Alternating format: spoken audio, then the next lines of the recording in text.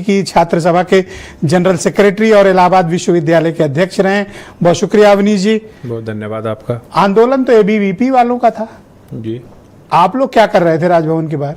जी हम लोग तो हम लोग तो तमाम ऐसे जो रामस्वरूप कॉलेज के जो लड़के थे जी, जिनकी डिग्रियां जिनके साथ भविष्य के साथ वहाँ के लोगों ने खिलवाड़ किया और पुलिस ने लाठीचार्ज कर दी, तो समाजवादी छात्र सभा सदैव से छात्रों की हक की लड़ाई लड़ती आई है। अगर उनके भविष्य के साथ खिलवाड़ होगा तो आगे भी हम लोग लड़ाई लड़ते रहेंगे।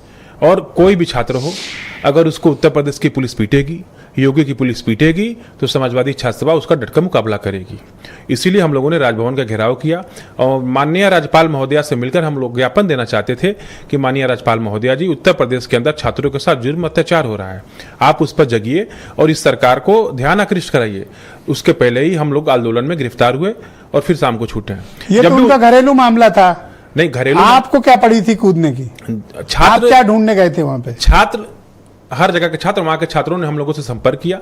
जो वहां के पढ़ने वाले विधि के छात्र हैं, उन लोगों ने हमसे संपर्क किया कि भैया आप सब आइए, आंदोलन में धार दीजिए। चूंकि एक सत्ता पक्ष के कुछ लोग गए थे, जो छात्र संगठन है, वो लोग गए थे, तो उत्तर प्रदेश की पुलिस ने उन लोगों को बहुत बेरहमी से मारा पीटा और बल्कि उनकी कोई बात नहीं मानी। तो उनको आपको एबीवीपी वालों की इतनी चिंता कब से होने लगी? हमको एबीवीपी की चिंता, वो भी तो हमारे एबीवीपी की चिंता हमको नहीं है, लेकिन किसी छात्र को अगर उत्तर प्रदेश की पुलिस पीटेगी तो समाजवादी छात्र सभा उसका डटकर मुकाबला करेगी।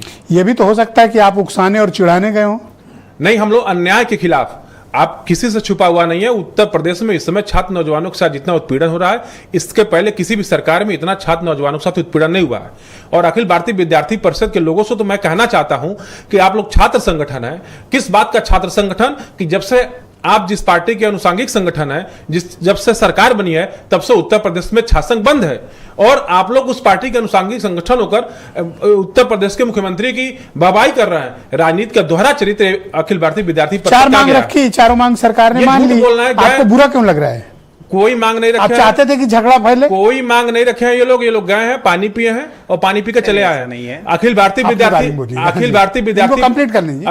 विद्यार्थी परिषद भी अपने ऑफिशियल जो फेसबुक अकाउंट है और ट्विटर अकाउंट है, वहां से लिखा है कि हम छात्रों के मसले पर गए थे मिल, उसमें रामस्वरूप का कहीं जिक्र नहीं है। और योगी आदित्यनाथ जी का जो ऑफिशियल अकेले रामस्वरूप के मुद्दे पर ये गए थे और देखिए इनका अचीवमेंट देखिए, एबीवीपी का पूरे प्रदेश के खिलाफ जांच ले आए। नहीं, जांच चाहिए। ये तो उससे बड़ी, ये तो हम सरकार से हम लोग खुद सवाल पूछ रहे हैं कि आखिर आप तक अब किस कुंभकर्णी नींद में सोए हैं कि उत्तर प्रदेश में ऐसे विश्वविद्यालय और ऐसे कॉलेज हैं कि जहां बिना मान्यता के चल रहे हैं। इसका मतलब इसमें सरकार की लोगों के साथ इनके झगड़े खत्म हो गए?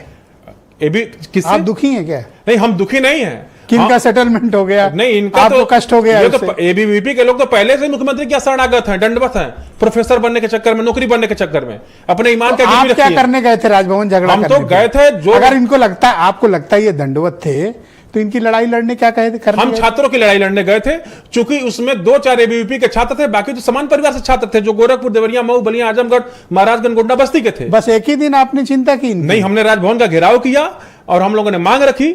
और हम लोग जब भी छात्र हितों की बात होगी, समाजवादी छात्र सभा उत्तर प्रदेश से राज्यपाल के लेकर देश के राष्ट्रपति का भी घेराव करने का काम करेगी। मैं ये क्यों ना मानूं कि दूसरे के चूल्हे पर रोटी सेकने आए थे आप? नहीं, हम अन्याय के खिलाफ गए थे, अन्याय के खिलाफ लड़ते रहेंगे। अखिल भारतीय विद्यार्थी परिषद छात्र संघ बहाली की लड़ाई नहीं लड़ेगी, समाजवादी छात्र सभा लड़ती रहेगी। आर्यन मिश्रा मेरे साथ मौजूद है, NSU